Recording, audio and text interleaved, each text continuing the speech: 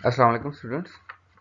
आज का जो हमारा टॉपिक है वो है कंजेशन कंट्रोल क्या होता है और कंजेशन कंट्रोल हम क्यों करते हैं, इसके बारे में हम पढ़ेंगे। उससे पहले हम पढ़ चुके हैं कि फ़्लो कंट्रोल क्या होता है। फ़्लो कंट्रोल में हम क्या करते थे, हम सेंडर को लिमिट करते थे, सेंडर का जो सेंडिंग रेट है उसको कंट्रोल करते थे ताकि वो इतने ज़्यादा रेट से वो सेंड ना करे कि जो रिसीवर है वो ओवरवेलम हो जाए। रिसीवर की जो रिसीविंग कैपेसिटी है उससे ज़्यादा सेंडर सेंड ना करे। अब कंजेशन कंट्रोल में हम क्या करेंगे, जितने भी नेटवर्क में हमारे सेंडर हैं और वो सेंड कर रहे हैं, हमने उन सारों के सेंडिंग रेट को इस तरह कंट्रोल करना है कि हमारे नेटवर्क में कंजेशन ना होने पाए।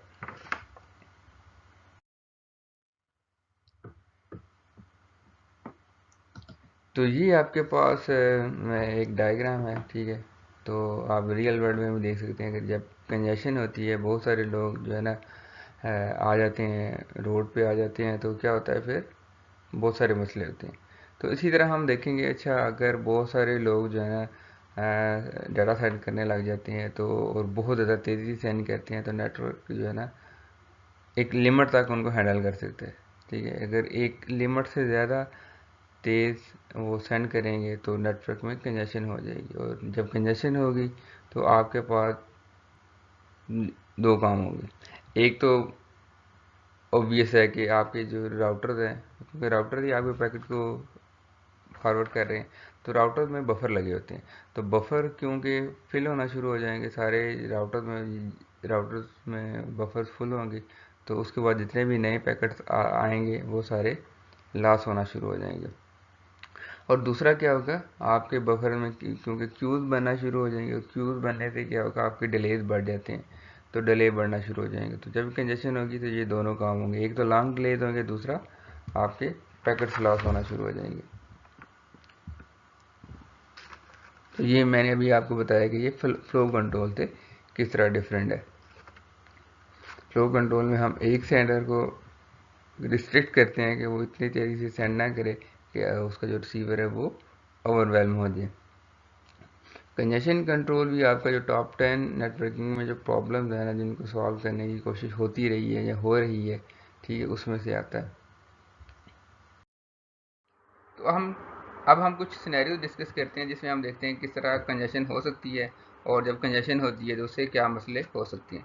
तो ये हमारे पास एक सिंपल सा सिनेरियो है जिसमें क्या है, एक राउटर है और एक राउटर का जो बफर है वो हम एज्यूम कर रहे हैं कि वो इनफाइनाइट है। ये अनरियलिस्टिक एजम्पशन है जो कि आपके बुक में ली जा रही है। तो इसको हम स्टेप बाय स्टेप जो है ना रियलिस्टिक एजम्पशन की तरफ आ रहे हैं, लेकिन अभी हम एज्यूम कर रहे हैं कि आपका जो बफर है वो इनफाइनाइट है। एक बफर है और दूसरा आपका जो ये इनपुट लिंक है और आउटपुट लिंक है ना, ये वाला इनपुट लिंक है और ये वाला आउटपुट लिंक है, इसकी जो कैपेसिटी हम एज्यूम कर रहे हैं ये आर है। और आपके पास दो फ्लोज हैं, एक फ्लो ये रेड वाला है और एक ब्लू वाला है। रेड वाला फ्लो क्या है, ये जो एप्लीकेशन है ये इस एप्लीकेशन से कम्युनिकेट कर रही है, इसका डाटा जो है ना इधर जा रहा है, और उसके बाद होस्ट बी जो है वो इस होस्ट से उसको डाटा सेंड कर रहा है। अब इसमें जो लैम्डा इन है, लैम्डा इन आपके पास बाइट्स पर सेकंड है। ये जो एप्लीकेशन ले रहा है ये बाइट्स पर सेकंड कितनी भेज रही है इस एप्लीकेशन को, और ये जो लैम्डा आउट है ये आपके पास बाइट पर सेकंड है जो कि इस एप्लीकेशन को रिसीव हो रहे हैं। इसमें क्योंकि हम एज्यूम कर रहे हैं आपके पास जो बफर है वो इनफाइनाइट है, तो रीट्रांसमिशन की आपको ज़रूरत नहीं पड़ेगी। क्यों ज़रूरत नहीं पड़ेगी, कि जब इनफाइनाइट बफर होगा जितने भी पैकेट्स ये सेंड होंगे इधर से और इधर से वो उसकी क्यू में लगते जाएंगे, और उसकी क्यू जो है वो कभी भी फुल नहीं होगी। तो पैकेट कब ड्रॉप होते थे, हमने पढ़ा था कि जब भी क्यू फुल हो जाती है, यानी बफर फुल हो जाता है, तो आपके जो नेक्स्ट पैकेट आते हैं वो ड्रॉप होना शुरू हो जाते हैं। तो वो जब पैकेट ही ड्रॉप नहीं होंगे तो आपको रीट्रांसमिशन भी नहीं करनी पड़ेगी। तो इस केस में, इस सिनेरियो में आपके पास पैकेट की कोई रीट्रांसमिशन नहीं होगी। तो अब अगर आप देखें आपका जो लैम्डा इन बढ़ता है, और इसमें ये बात इधर याद रखें क्योंकि ये जो कैपेसिटी है, ठीक है, या ये बैंडविड्थ इसको आप कह देते हैं, ये शेयर हो रही है, ये दो कनेक्शन के दरमियान शेयर हो रही है। तो R/2 इसको मिलेगी, R/2 इसको कैपेसिटी मिलेगी, तो मैक्सिमम जो एक कनेक्शन को थ्रूपुट मिल सकती है ना वो R/2 है। जब आप लैम्डा इन बढ़ाएंगे ना तो क्या होगा कि आपकी लैम्डा आउट आउट भी बढ़ेगी, लैम्डा इन बढ़ने से लैम्डा आउट भी बढ़ेगा। तो ये क्योंकि हम एक अनरियलिस्टिक एग्जांपल ले रहे हैं, तो उसमें इनफाइनाइट आपके पास से बफर है, तो आप जो जो लैम्डा इन बढ़ाते जा रहे हैं तो आपका लैम्डा आउट बढ़ता जा रहा है, और जब आप R2 पे पहुंच जाते हैं तो मज़ीद जो है ना आपकी लैम्डा आउट नहीं बढ़ सकता। ठीक है। अब दूसरी साइड पे अगर आप डिले की बात करें ना, तो डिले किस तरह इफेक्ट होगा। ये तो हमारे पास था लैम्डा इन आप बढ़ा रहे हैं तो लैम्डा आउट बढ़ रही है। दूसरी तरफ अगर आप देखें ना, तो अगर आप लैम्डा इन बढ़ाते जा रहे हैं ना, तो आपका जो डिले है ना, वो जब आप कैपेसिटी के करीब पहुंचते हैं ना, तो आपका डिले एकदम शूट अप कर जाता है, एक्सपोनेंशियली जो है ना वो राइज कर जाता है। एक्सपोनेंशियली राइज क्यों करता है? तो ये टाइम कब आएगा? ये फ़ौरन तो नहीं करेगा, लेकिन अगर आप ये लैम्डा इन जो है ना इतना ज़्यादा कर देते हैं कि आपके पास जो है ना उसकी जो वैल्यू R/2 के करीब है और वो कुछ देर तक रहती है, तो उससे मसला क्या होगा? आपका जो बफर है ना वो एक्सपोनेंशियली ग्रो करना शुरू कर देगा। एक्सपोनेंशियली जब ग्रो करना शुरू कर देगा, तो जो पैकेट्स है ना, क्योंकि राउटर ने 1 बाय 1 पैकेट्स को प्रोसेस करना और आगे भेजना है, तो हर पैकेट पे जो प्रोसेसिंग लगेगी ना वो बहुत, यानी कि एक पैकेट जा रहा है, अब इसमें क्यू बढ़ती जा रही है बढ़ती जा रही है, तो अगले पैकेट्स आ रहे हैं, जब तक अगले पैकेट जो है ना आगे फॉरवर्ड नहीं हो जाते तो उनकी बारी नहीं आनी, तो क्यू बढ़ती जाएगी, तो आपके डिले जो है वो एकदम एक्सपोनेंशियली राइज कर जाएगा। तो ये इसलिए ये रिकमेंडेड होता है कि आपके पास जो ये जो लैम्डा इन है उसको जो कैपेसिटी है ना उसके करीब करीब नहीं लेके जाना चाहिए। ठीक है। तो कंजक्शन तब भी होती है जब आप कैपेसिटी के करीब लेके जाते हैं, तो आपका जो डिले है बहुत ज़्यादा बढ़ जाता है, तो कंजक्शन होती इसी वजह से। तो हमने इस तरह के एल्गोरिदम जो है ना इसमें पढ़ने हैं और डिज़ाइन हमने करने हैं कि अच्छा जिसकी वजह से हमें ये पता लग जाए कि जब भी इस तरह का सिनेरियो आने लगे ना, हम उसको एक तो डिटेक्ट कर लें, और दूसरा जब डिटेक्ट करने के बाद हमने उसका फिर सोल्यूशन निकालना है कि उसको हम किस तरह रिमूव कर सकते हैं कि ये कंजेशन होना ही ना पाए। तो वो हम नेक्स्ट लेक्चर में देखेंगे। इस लेक्चर में हम सिर्फ यही देख रहे हैं कि कंजेशन होने से क्या क्या आपके मसले होंगे। तो ये तो एक आपका सिनेरियो वन था जिसमें हमने एक अनरियलिस्टिक सी एग्जाम्पशन ली थी कि आपका जो बफर है वो इनफाइनाइट है। अब हम क्या कहते हैं, अपनी जो एजम्पशन है उसको कहते हैं कि अच्छा जो अनरियलिस्टिक थी उसको रियलिस्टिक करते हैं कि आपके जो बफर्स हैं वो फाइनाइट है। फाइनाइट होने का मतलब ये है कि एक फिक्स मेमोरी होगी, इससे ज़्यादा अगर पैकेट्स आएंगे तो वो ड्रॉप कर देगा आपका राउटर। और इसमें जब आप ड्रॉप हो रहे हैं तो आप कह रहे हैं कि जो लास्ट पैकेट होंगे ना जो ड्रॉप हो जाएंगे वो सेंडर रीट्रांसमिट करेगा। रीट्रांसमिट कैसे करेगा? क्योंकि हर सेंडर ने एक टाइमर लगाया होता है, जब भी किसी पैकेट का जो टाइम है वो टाइम आउट हो जाएगा तो वो सेंडर उसको उसकी सेंडर की जो ट्रांसपोर्ट लेयर है उसको रीट्रांसमिट करवा देगी। तो इसमें ना आपको दो चीज़ें इधर समझने वाली हैं कि इसमें एक लैम्डा इन है और लैम्डा आउट है, और दूसरा आपके पास लैम्डा ये डैश है। अब ये जो लैम्डा इन है ना, ये ओरिजिनल डाटा जो कि इस एप्लीकेशन ने आगे सेंड करना, और ये जो लैम्डा डैश है ये क्या होगा, इसमें कुछ रिट्रांसमिशन भी ट्रांसपोर्ट लेकर करवानी पड़ती है। तो ये हम पढ़ चुके हैं कि जो लैम्डा इन है वो तो ओरिजिनल डाटा है, जबकि जो ट्रांसपोर्ट ले रहा है वो क्या करती है, कुछ जब पैकेट लॉस हो जाएंगे तो वो उनको रिट्रांसमिट करवाती है। तो उसका मतलब ये है कि ट्रांसपोर्ट लेयर ने पैकेट जो सेंड करने हैं वो लैम्डा इन से ज़्यादा होंगे। अगर उसने 10 पैकेट सेंड करने हैं और 10 पैकेट्स में अगर 2 लॉस हो जाते हैं तो 2 को उसने रीट्रांसमिट करवाना पड़ता है। तो इसका मतलब ये है ना उसने फिर 12 पैकेट सेंड किए हैं 10 पैकेट्स को सेंड करने के लिए। तो जो लैम्डा डैश होगा ना ये या तो हमेशा इसके इक्वल होगा, लैम्डा इन के इक्वल हो सकता है, या इससे ग्रेटर होगा, इससे लेस नहीं हो सकता। ठीक है। तो ये आपने बात याद रखनी है कि जो लैम्डा डैश है ये आपका लैम्डा इन से बड़ा होगा। और इस लैम्डा डैश को हम कहते हैं ये ऑफर्ड लोड है, जो ऑफर्ड लोड। ठीक है। तो एक्चुअल जो लोड नेटवर्क में आपका जो डाटा जा रहा है ये जा रहा होता है, ठीक है, जो आपकी ट्रांसपोर्ट लेयर भेज रही होती है। तो ट्रांसपोर्ट लेयर जो डाटा भेज रही है ये इससे ज़्यादा ही होता है। वो क्यों ज़्यादा होता है? क्योंकि हम कह रहे हैं कि जो ट्रांसपोर्ट लेयर है वो रिलायबल जो ट्रांसपोर्ट लेयर में हम जब अभी मैं बात कर रहा हूँ ट्रांसपोर्ट लेयर, तो उसमें मैं टीसीपी की बात कर रहा हूँ, क्योंकि हम डिस्कस कर रहे हैं टीसीपी को। तो टीसीपी क्योंकि कंजेशन कंट्रोल करता है ना, तो इसमें अगर मैं बार बार ट्रांसपोर्ट लेयर कह रहा हूँ तो आपने ये नहीं कहना कि क्योंकि यूडीपी ट्रांसपोर्ट लेयर का पार्ट है तो वो भी ऐसे करता है, ऐसे नहीं करता। तो हम कंजेशन कंट्रोल आपने याद रखना है सिर्फ टीसीपी करवाता है, यूडीपी कंजेशन कंट्रोल नहीं करवाता। तो जो आपका लैम्डा डैश होगा वो क्या होगा, इससे इससे ज़्यादा होगा। तो आपका जो ट्रांसपोर्ट लेयर है उसको ज़्यादा रिट्रांसमिशन करवानी पड़ती हैं। अब जो लैम्डा आउट है ये आपका जो इस लैम्डा इन के इक्वल ही होगा, क्योंकि जितना डाटा आपने इधर से एप्लीकेशन सेंड करना है वो इतना ही डाटा आगे इस एप्लीकेशन लेयर को मिलेगा। इधर डुप्लीकेट कापीज मिल सकती हैं, लेकिन वो डुप्लीकेट कापीज तो नहीं वो सेंड करेगी ट्रांसपोर्ट लेयर सेंड पे, वो सिर्फ जो एक कापी होगी वही एप्लीकेशन लेयर को देगी। तो अच्छा, अब हम कहते हैं कि हमारे पास जो है ना ये जो सारा सिनेरियो हम क्या कहते हैं उसमें, जो सेंटर के पास ना परफेक्ट नॉलेज है। परफेक्ट नॉलेज किस चीज़ का है कि सेंटर को सम हाउ पता चल जाता है। ये भी एक अनरियलिस्टिक एग्जाम्पशन है, ठीक है, कि सेंटर को सम हाउ जो है ना ये नॉलेज है कि सेंड करने से पहले कि उसको पता चल जाता है कि राउटर में फ्री स्पेस है कि नहीं है, तो तब भी वो डाटा सेंड करता है। अगर फ्री स्पेस होती है तो डाटा सेंड कर देता है, अगर फ्री स्पेस नहीं होती तो डाटा सेंड नहीं करता। तो ये आपका ओरिजिनल डाटा था, ट्रांसपोर्ट लेयर के पास है, ट्रांसपोर्ट लेयर ने एक कापी अपने पास रखी, उसको फ्री एक बफर मिल गया तो वो आगे उसने डाटा आगे पहुंचा दिया और दूसरे एंड पे रिसीवर के पास वो डाटा पहुंच गया। तो डाटा जब उसके पास पहुंचा, इसने जो अपनी कापी थी वो डिस्कार्ड कर दी, क्योंकि इसको रिट्रांसमिशन की अब ज़रूरत नहीं है। अब इस केस में अगर आप देखें ना तो आपकी जो लैम्डा इन है जो आप बढ़ाते जाएंगे तो वो लैम्डा आउट बढ़ता जाएगा, ठीक है। तो ये एक लीनियर रिलेशनशिप इसका होगा R/2, ठीक है। अब इसमें ये देखें, ये आपके पास एक आइडियल सिनेरियो है, ठीक है। ऐसा नहीं हो सकता, किसी भी सेंडर को जो है ना डाटा सेंड करने से पहले पता है नहीं होता कि बफर में स्पेस है कि नहीं है। तो ये हम उसमें कह रहे थे कि अच्छा सेंडर को पता है बफर अवेलेबल जब भी होगा तब भी डाटा सेंड करता है, तो ये आपको आइडियल सिनेरियो है। अब जितने भी हम आगे जाके अपने थ्रूपुट की एनालिसिस करेंगे ना, हम इसको बेस लाइन बनाएंगे, यानी हम इसके साथ कंपैरिजन करेंगे हमारा जो अभी परफॉर्मेंस आ रही है वो इसके कितने क्लोज है, ठीक है। जितनी क्लोज इसकी होगी उतना हमारा जो एल्गोरिदम होगा, जो उतना हमारा जो प्रोसेस होगा वो अच्छा होगा।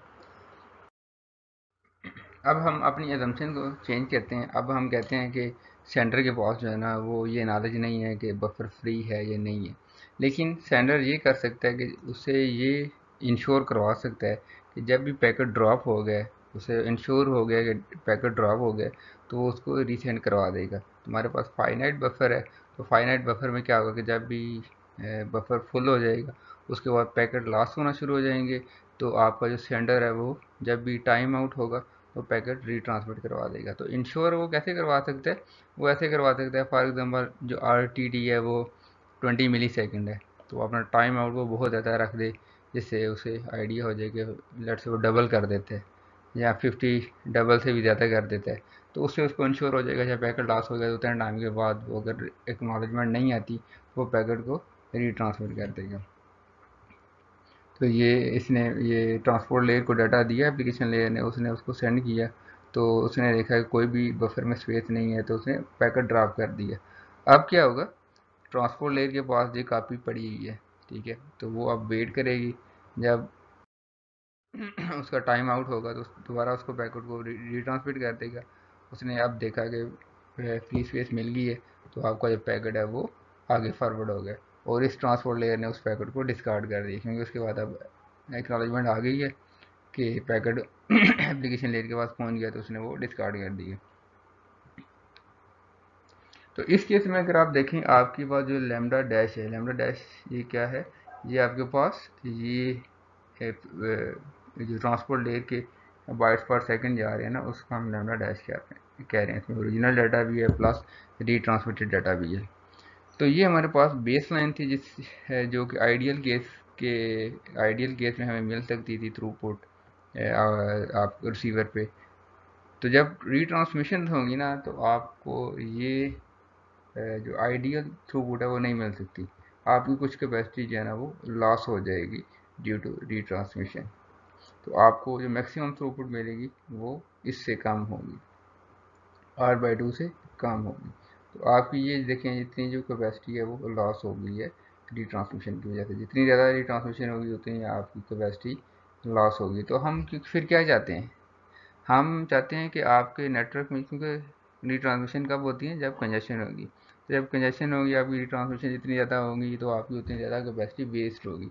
इसलिए हम ये पढ़ रहे हैं कि हम कंजेशन, पहले हम ये देख रहे हैं कि अच्छा कंजेशन होने से क्या मसले हो रहे हैं, फिर हम देखेंगे ये तो मसले किस तरह हम रिजॉल्व कर सकते हैं। उसके लिए हम एल्गोरिदम फिर पढ़ेंगे कि अच्छा किस तरह आपने कंजेशन को डिटेक्ट करना है, किस तरह कंजेशन जो है ना होगी, ये कब आपको, कैसे आपको पता चलेगा कंजेशन होगी, और जब कंजेशन हो जाती है तो आपने उस कंजेशन को ख़त्म करना है। तो उसके लिए फिर सेपरेट एल्गोरिदम है जो कि हम नेक्स्ट क्लास में पढ़ेंगे। तो अभी हम ये देख रहे हैं कि अच्छा कंजेशन होने से मसला क्या हो रहा है, आपकी कैपेसिटी जो है ना वो आपकी कम हो रही है, आपकी कैपेसिटी वेस्ट हो रही है, और आपके जो डिलेज हैं वो बढ़ रहे हैं। अब दूसरी तरफ हम एक और इसमें मसला हो सकता है, आपके पास जो है ना अननीडेड डुप्लीकेट्स जो है ना वो आ सकते हैं। ठीक है, वो अननीडेड डुप्लीकेट कैसे आ सकते हैं, हमने अभी पढ़ा कि आपके जो पैकेट लॉस होंगे, ठीक है, वो ड्रॉप होने की वजह से राउटर में, तो रिट्रांसमिशन होगी, वो रिट्रांसमिशन तो होगी है, लेकिन ये भी हो सकता है आपका जो सेंडर है ना उसका जो टाइम आउट हुआ है ना वो प्री मेच्योर था। प्री मेच्योर कैसे था, फॉर एग्जांपल इसने ये डाटा सेंड किया और उसकी ट्रांसपोर्ट लेन एक कापी अपने पास रखी, उसने देखा फ्री बफर में फ्री स्पेस है तो उसने सेंड कर दिया। अभी ये डाटा जो है ना जा रहा था कि उसका टाइम आउट हो गया और उसने उसको रीट्रांसमिट कर दिया डाटा को, और वो भी पहुंच गया। तो एक जो आपके पास रिसीवर है उसके बाद दो कापीज पहुंच गई है। ठीक है, तो आपकी जो नेटवर्क है उस उसमें दो कापीज की हैं एक ही सिंगल डाटा के लिए। तो इसमें आप कह सकते हैं कि आपके जो नेटवर्क में मजीद उसकी कैपेसिटी वेस्ट होगी ड्यू टू अननीडेड रिट्रांसमिशन। तो क्योंकि नेटवर्क के रिसोर्सेज यूज़ हो रहे होते हैं, और एक दफ़ा पैकेट गया आप दोबारा वही पैकेट भेजेंगे, दोबारा राउटर उस पर प्रोसेसिंग करेगा, आपकी जो जिस बैंडविड्थ में और पैकेट जा सकते थे आपने उसी में दोबारा वही भेज दिया, तो आपकी कैपेसिटी और लॉस हो जाएगी। तो ये भी एक मसला हो सकता है कि आप अगर प्री मेच्योर टाइम आउट होता है तो अननीडेड रिट्रांसमिशन होगी, जिसकी वजह से आपकी कैपेसिटी जो है ना मज़ीद लॉस हो जाएगी। तो इसलिए जो है ना हमें टाइमर को भी इस तरह सेट करना होता है कि कम से कम जो है ना प्री मेच्योर टाइम आउट हो। तो अभी तक हमने जो पढ़ा है उसमें कंजेशन की वजह से क्या मसले हो रहे थे कि आपको जो है ना रिट्रांसमिशन के लिए रिट्रांसमिशन करनी पड़ रही थी, और रिट्रांसमिशन करने से आपका जो नेटवर्क है ना वो ज़्यादा मोर वर्क कर रहा था। मोर वर्क किस तरह कर रहा था कि जितने भी पैकेट्स हैं वो आपके नेटवर्क में सो के जा रहे हैं।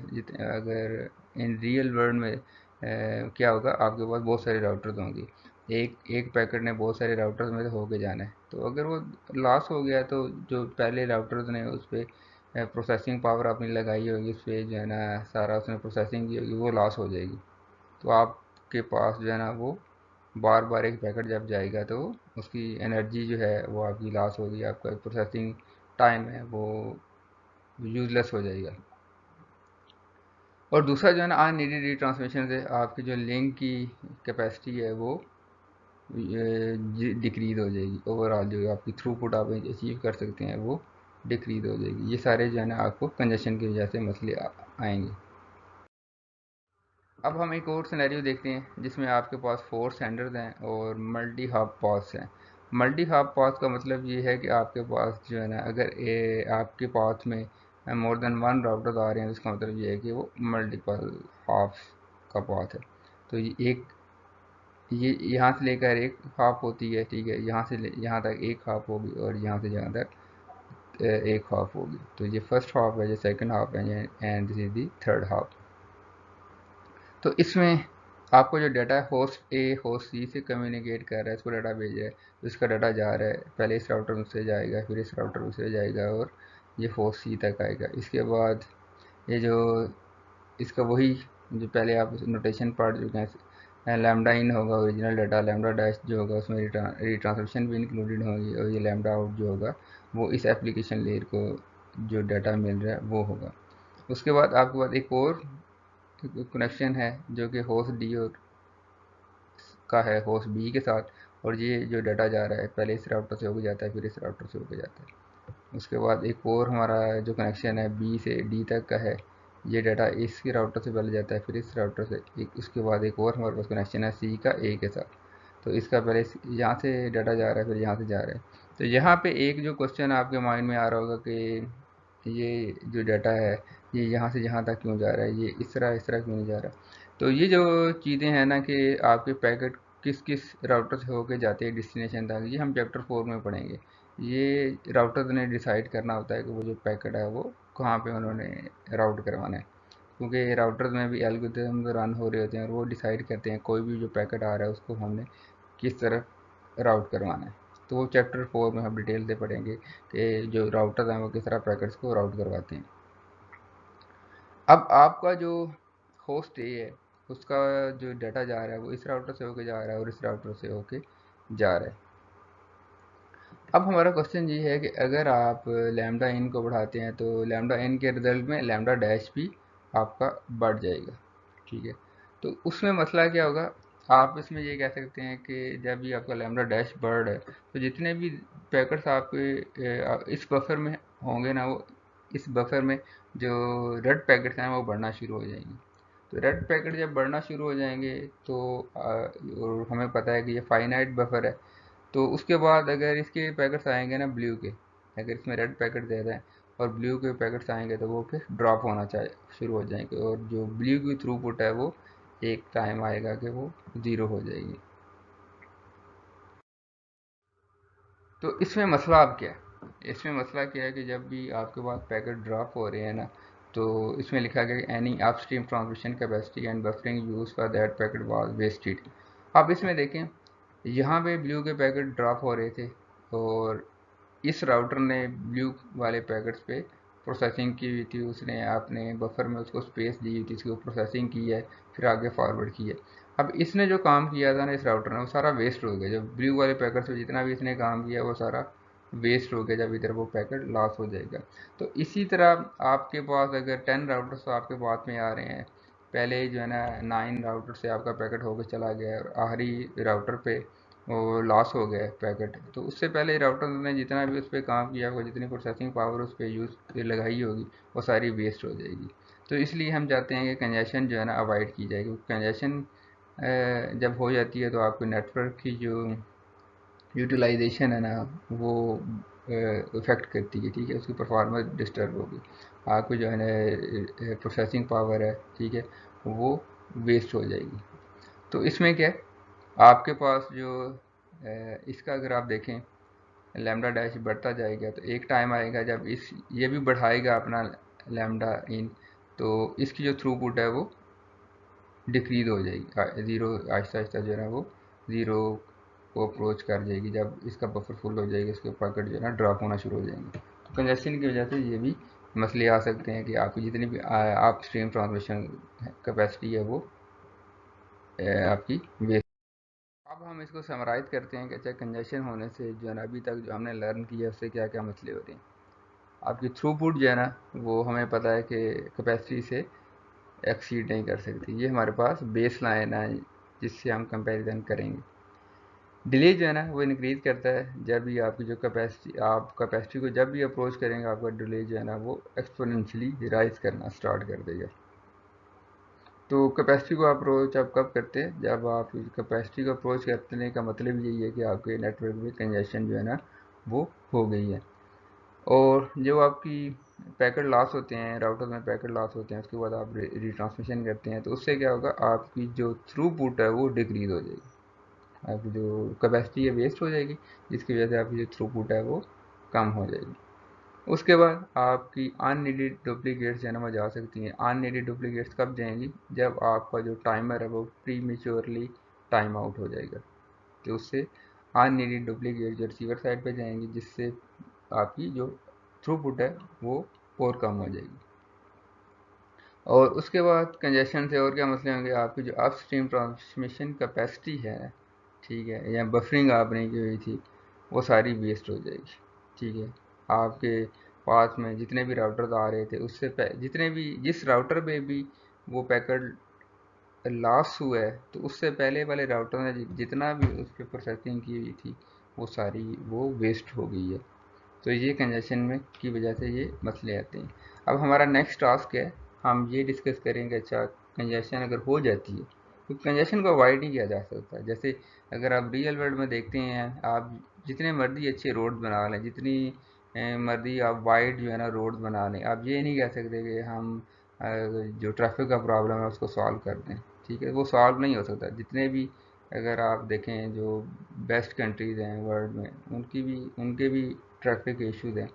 तो हम ये कह सकते हैं अगर ट्रैफिक का लेट से इशू हो जाता है तो किस तरह हम उसको कम कर सकते हैं। अगर कंजेशन हो गई है ड्यू टू सर्टन इंसिडेंट, अगर अच्छे अच्छे जो सिटीज़ हैं अगर कंजेशन हो जाती है तो वो उसको क्या करते हैं, ट्रैफिक को रीराउट करवाते हैं। और इस तरह यानी कि सबसे पहला काम तो ये है ना, आपने डिटेक्ट करना है कैसे कंजेशन हो गई है, तो उसका फिर सोल्यूशन आपने निकालना है किस तरह हम उसको आप ख़त्म कर सकते हैं। क्योंकि अगर कंजेशन को ख़त्म नहीं करेंगे तो उसका जो इफ़ेक्ट होगा ना वो बड़ा सवेयर होगा नेटवर्क पे। आप कहते हैं लेट से आप किसी भी सिटी में जाते हैं, ठीक है, लाहौर की एग्जांपल ले लें, वहाँ पे किसी भी जगह पे अगर कंजेशन हो जाती है, आप कहते हैं ठीक कंजेशन हो गई है तो अब ठीक है कोई भी इसका अब ना करे, तो आप ट्रैफिक को जिस तरह लोग जिस तरफ जाना चाह रहे हैं उन पे छोड़ देंगे तो वो क्या होगा, जैसे पाकिस्तान में होता है जिसका दिल करता है वो कोई भी सब्र नहीं करता, तो हर बंदा कहता है कि मैं जो है निकलूँ मैं निकलूँ, तो उससे क्या होता है, डिलेज जो है ना वो बढ़ जाते हैं, सारों का फिर टाइम ज़्यादा ज़ाया होता है। अगर सारे कुछ लोग उसको सब्र से काम लें और बाकी लोगों को जाने दें तो उससे क्या होगा, सारों का जो ओवरऑल जो टाइम है वो कम हो जाएगा। तो हमने क्या करना है, अगले लेक्चर में हमने ये देखना है किस तरह आपने कंजेशन को डिटेक्ट करना है। क्योंकि आपका जो पीसी है, मैं इधर अपने पीसी से अपने पैकेट सेंड कर रहा हूँ और वो मेरे जो पैकेट्स हैं वो डिफरेंट राउटर से होके जा रहा है, तो मुझे कैसे पता चलेगा इधर बैठे बैठे कि मेरे नेटवर्क में कंजेशन है और मैं कैसे फिर अपना रेट कम करूँगा। तो मुझे नेटवर्क से कोई ना कोई फीडबैक आएगी तो तब भी मैं अपना रेट कम करूँगा।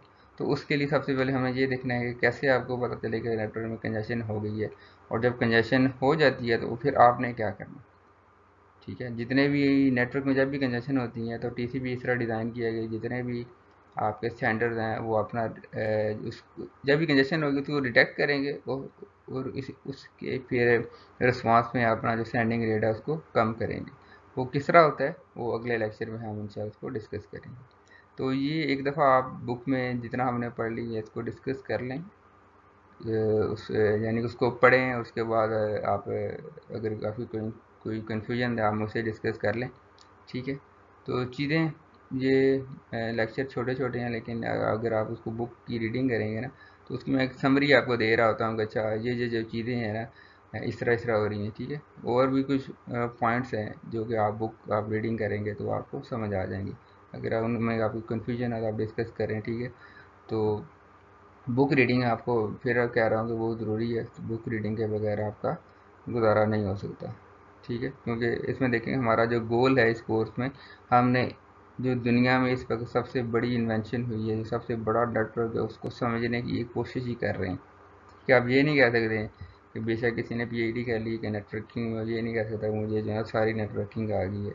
इतना बड़ा नेटवर्क है वो उसको हम उतनी ज़्यादा अच्छी अंडरस्टैंडिंग होगी जितना आप ज़्यादा पढ़ेंगे। तो उसमें आप बुक रीडिंग करें, साथ साथ जो भी आपके क्वेश्चन हैं वो आप पूछें, तो ताकि इस कोर्स के एंड में आपको इतनी नेटवर्किंग आ जाए कि आप किसी भी जगह पे जाते हैं तो आप इंटरव्यू में जो भी क्वेश्चन आपसे पूछे जाएँ आप फ़ौरन उनको उनका रिप्लाई करते हैं। और आपके पास बहुत पोटेंशियल जो है ना आगे एरियाज है जिसमें आप इसमें जा सकते हैं। आप में से कोई अगर साइबर सिक्योरिटी में जाना चाहता है तो जब तक उसको नेटवर्किंग में नहीं आएगा वो साइबर सिक्योरिटी में नहीं जा सकता। जो बहुत बड़ी एक फील्ड है खसूसन पाकिस्तान के लिए, तो मैं तो कहता हूँ कि जितने लोगों का भी इंटरेस्ट है नेटवर्किंग में तो वो साइबर सिक्योरिटी में अभी उनके लिए बड़ा ज़बरदस्त टाइम है, चले जाएँ। पाकिस्तान में जॉब्स के हालात जो है ना बाकी एरियाज़ में बड़े बहुत ज़्यादा ख़राब हैं। तो ये एक ऐसी फील्ड है जिसमें अभी हमारे पास बंदे हैं ही नहीं।